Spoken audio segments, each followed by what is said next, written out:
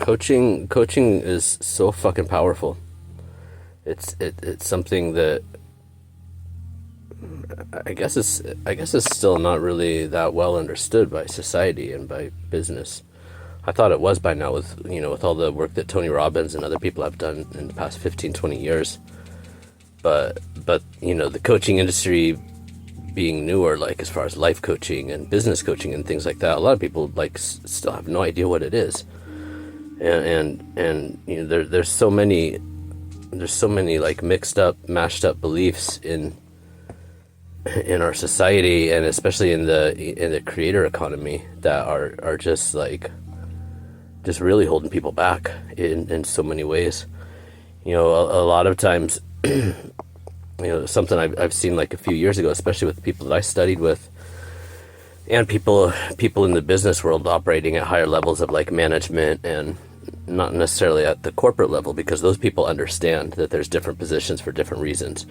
But people that are small business owners, oftentimes they think that they are the business, and they are in a sense, but that's not an actual business.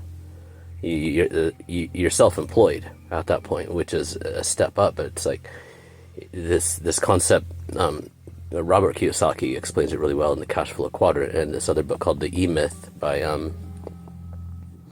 blanking on his name, but it's what I took for small business, the first class in small business management when I was back at community college. Some of the best shit I ever learned was at community colleges, man. I swear to God, some of the best teachers I ever had in my life. But the E-Myth talks about that. It's like you got to separate yourself out from the business, because there's four levels to it, the way Kiyosaki explains, which I really like. I don't love a lot of him and his political views, but that's another conversation. There's employee, self-employed, business owner, and then investor. Investors are primarily their money works for them. They invest in other people's businesses and they get a return on their money. But being an employee or a government employee, they're the same thing. You're working for somebody else. This is 90 to 98% of people. Most businesses fail, even though it's part of the American dream. But when you're self-employed, if you're a creator and everything that you do depends on you. If you're a therapist and you're doing one-on-one work, if you're running a small business that does a couple $1 million and you're managing everything, and then you step away, the whole thing collapses, and then there's no more money. That's not a business. That's being self-employed, and it's a very fragile situation.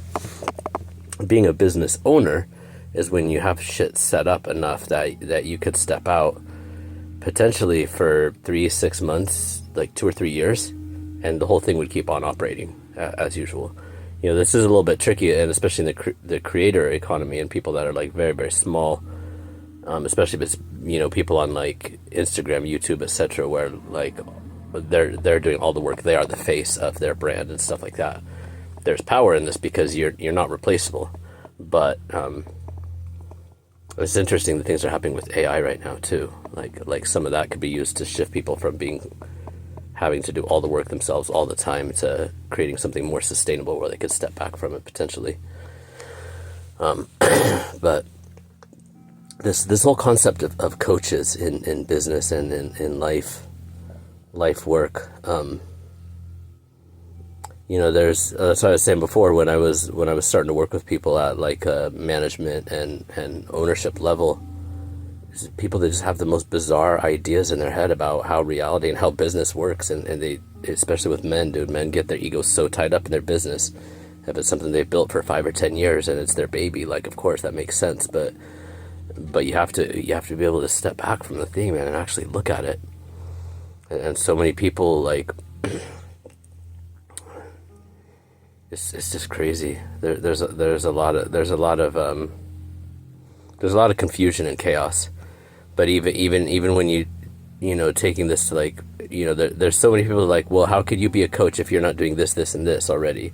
And sometimes in a lot of situations it does make sense. The person doing the coaching should have walked that path, and in whatever field they're in, like should have solved certain problems successfully in order to be able to help other people to walk through those problems. But when you look at like where the term even came from, and where that analogy breaks down really quickly. That applies to like one-on-one work and very specific niches. But when you look at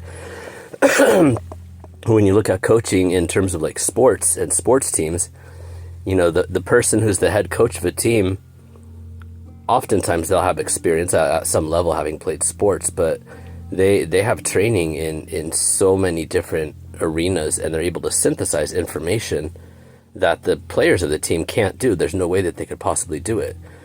And it's a really complex relationship. You have to have understanding, mastery, wisdom in many arenas, and to know where you can't, the things that you can't see and that you're not aware of, and that you're going to go to the best of the best to get that information and plug the holes in your knowledge or in your wisdom or in your abilities. That's what a good coach will do. But when you look at professional sports teams, like, all of the players matter, and when they pick and choose like who's going to be on the team, and then throughout the season, all the things that they're going to do, there's a lot of variables. Obviously, that's why people like sports so much, because it's constantly changing, and the chaos and the upsets and the underdogs that come up sometime and all that kind of stuff, dude. But so much rides on the coach. That's why good head coaches, especially ones that like can bring football teams to the Super Bowl, winning multiple Super Bowls in a row, those people get paid, you know, 8-9 figures, and then they have deals after that outside of their, you know, their employment agreement. And top players, you know, make a lot of money, but without a coach, without a good head coach, and the other people that are helping out in that position, even the best team is just going to get completely fucking creamed. And that's what happens, and that's why people sometimes lose their fucking job, you know, when people start slipping and stuff like that.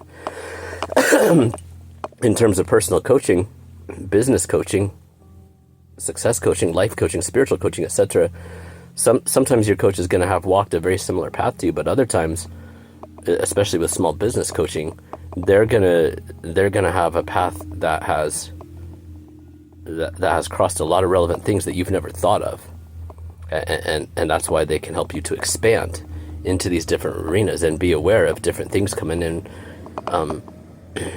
into the mix. Because one of the main problems with the creator economy and with people that are like small business owners is that they don't have a good training in business, a background in business and economics and these other things that are going to affect everyone's freaking job and what they're creating and what they're doing. And I see this especially with artists. It's a big part of why so many of them fail. They don't understand the business side of things. They don't understand the economics and the social, the cultural, like I guess political. I mean, as you can see from the events that are going on right now, politics affects our lives big time. It affects the economy. It affects things that are going on, and things go up and down. The real estate market, like all of this stuff interplays with businesses, large and small. And so hiring a coach, or if you hire a life coach or a spiritual coach, maybe they haven't walked the exact same path as you, but they have training and experience in other things that are going to be relevant, that are going to come in and be able to like impact you and your business. They're going to be able to help you look out for things that you were never even aware of, problems that you didn't even know existed. They can be like, hey, check this out. Year 2, you might be experiencing something like this, you know, as far as growth, employees, things like that. So yeah, but it was funny back in the day. I got some pushback from a couple people, and then, you know, this involved people in the healing community as well, or like men's groups. So there was a lot of projection and just weird shit going on, you know. That's the flip side of coaching. Like they're gonna demand you hold yourself accountable, and they're gonna hold you accountable. And people that don't like accountability, people that don't have the fucking high standards, and people that can't look in the mirror, those relationships aren't gonna work out. And the flip side of that, a coach that hasn't done massive amounts of internal work, especially if you're hiring like a life or a spiritual coach or a spiritual business coach, you gotta have somebody that's like far along in the work, that's done the shit that they're talking about and that they're going to help you with. And maybe not exactly in your same, you know, business skills are totally separate, totally fucking separate from whatever it is that you're selling, whatever it is that you're doing, whether you're service-based, product-based, anything else. All of those things are like the items, the things created. Those are the goods created. That's like 5% of business. The other 95% has nothing to do with any of that. And that's why people don't, they often miss the opportunity with business coaches, because a good business coach, they're going to help you to see all that stuff, man, so that your business can succeed, so that your life can succeed, so that your spiritual work can be like really, really successful, so your life can be successful. Yeah, sometimes there's people like, oh, well, you didn't do this, you didn't do this, and so you can't coach me, you can't do this or whatever. But it's like, look at sports teams, dude. The top head coaches, they're not out there playing quarterback. They're not throwing the ball around. And similarly, a business owner should not be doing every single goddamn fucking thing throughout the day. And this is a big problem with small business owners, because they're actually not business owners. They're self-employed, and they burn themselves out trying to do everything, telling people to do one thing and then going and taking it right out of their hands and doing it for them, and then wondering why people are quitting, and 11. It's crazy, man. It's crazy how unaware some people can be. But coaching can be so fucking powerful. The coach is going to help you to solve your problems. They're not going to do it for you. And if you're just like projecting and blaming and doing all the normal bullshit, it's going to be worthless. It's not going to be of value, the relationship. But yeah, coaches, they're not going to do it for you. And especially for small businesses, they're going to help you to manage your team and to get yourself out of the daily mix as much as possible, to separate you from the business. That's really important. When you're a small one-person thing and you're a creator, it's a little bit of a different. It's a little different. It's going to depend, situation by situation with that. But for small businesses, man, I've seen so many people, and I've worked with people. They can't get over the hump. They don't understand the concept, and they refuse. Sometimes they just refuse to read the books, or to do the work, or to look up the relevant information so that they could succeed. And then they just, what I've seen and encountered oftentimes, they'll just go back and keep recreating their same problems and then burn out, and the whole thing will blow up or like collapse into the ground after a couple months, couple years, whatever, or they'll just limp. They'll like shrink back down to a certain revenue level. With a one-person operator, really hard to go past $1.5 million at least in like trades and service-based businesses, from what I've seen. Again, depending on the market, it can be much lower than that. That was in California numbers. In Midwest, you're probably talking about 800,000, give or take, 800 or 900K, maybe up to $1 million. But beyond that, dude, you gotta take yourself out of the mix. You gotta strategize that, and one of the best ways to do that is through coaching, through business coaching, and finding somebody that is really aligned with your life and your beliefs and your views. It can be really important. It can help like create a smooth process. But yeah, a coach can be such a powerful relationship. But you gotta be willing to do the work. You gotta be able to look in the mirror, like in every other department of life, man. You gotta be able to handle reflection and be like, okay, let's try this out. Or if there's things that really just rub you the wrong way, dude, you gotta be able to bring it up. And if your coach isn't safe and healthy and healed, then that's gonna cause problems too. but all in all, man, I highly recommend it. They can be really expensive, but you look at it as an investment, because it's going to take your life to the next level. And if you're at like 100,000 in revenue or profit for a year, hiring a good business coach can take you to $500,000, $1 million, $1.5 million, and putting the right teams in place so that you're not doing more work for all of that. You're doing the same amount or even less work. Again, it depends on the industry you're in and whether you're selling, services, products, etc. There's a lot of variables, but man, coaching and life coaching, having somebody to bounce shit off, spiritual coaching, having somebody that has walked through that and that can help you avoid some of the worst pitfalls of human behavior while you're like growing and evolving and shit like that, man. It's an incredible industry, and unfortunately there's been a lot of shysters out there in recent years that have kind of like, they kind of fuck things up, for those of us that are in the industry, and also for the clients that they screwed over, making huge promises and then not delivering. I've seen this a lot where people are buying like $5,000 and $10,000 coaching programs or packages, and then the person selling it is not even involved. with the whole thing at all when they made it seem like they were going to be working directly with these people, and then they're just handing off scripts to somebody that's completely untrained, and then calling that good enough. That's the flip side. That's people trying to build a business without having any concept of what it is about, or any experience like in what they're doing. And the internet has made it easier for those kind of people. Some of them are full on con artists. Some of them are just uneducated and don't really have high standards. But it's interesting. It's interesting seeing this field evolve. and in personal development, spiritual work, life coaching, like these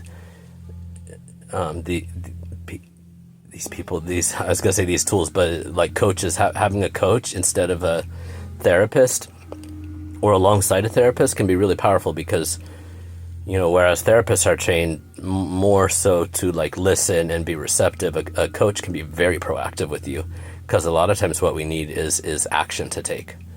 Sometimes what we need is a foot in the ass, and a coach can provide that, whereas a therapist, they're not really trained in that direction. But coaches often have a lot of the same information, either from their personal lived experience or from study. Like there are a lot of coaches that have a background in psychology and therapy and helping people through like the mental and physical healing health professions, etc. That went to coaching because it gives them more flexibility and the ability to actually help people, which is why they went into the other one in the first place and took on 6 figures of student debt in so many cases.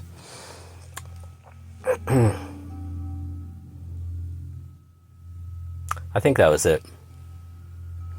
Yeah, the coaching thing, man. If you hire a coach, don't expect them to fix all your problems for you, and don't be like, this person's not a coach because they're not out there like playing quarterback and throwing the ball. They need to do this and that. They need to do this and that. No, that's not how it works. Sometimes in some cases they will be that person. They will have been that person. If you're hiring somebody to be like a executive level coach, then probably they need some experience in managing those very large businesses, 6, 7, 8, 9, 10 figure businesses, where you're dealing with like proper like corporate suite executives and shit like that. But in so many cases, it's just human dynamics that this is what causes the ships to capsize or to sail on to huge profits and making a huge difference in the world. It's the human dynamics that get missed so much of the time, and that cause so many freaking problems in companies and countries and in like every aspect of our life, dude. You gotta do the work. You gotta do the fucking work. Anyways, I think that's it. Love you guys. Hope you're having a great day.